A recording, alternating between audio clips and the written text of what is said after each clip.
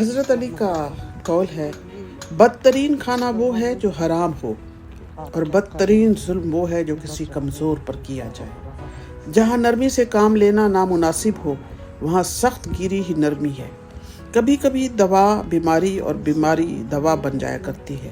کبھی بدخواہ بھلائی کی راہ سمجھا دیتا ہے اور دوست فریب دے جاتا ہے۔ خبردار امیدوں کے سہارے پر نہ بیٹھنا، کیونکہ امیدیں احمقوں کا سرمایہ ہوتی ہیں۔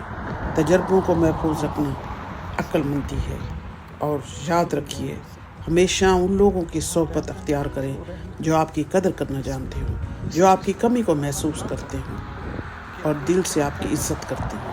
یقیناً ایسے لوگ بہت قیمتی ہوتے ہیں، انہیں کبھی مت کھوئیے گا، جو آپ کی غیر موجودگی میں بھی آپ کے لیے خیر کی دعائیں کرتے رہتے ہیں۔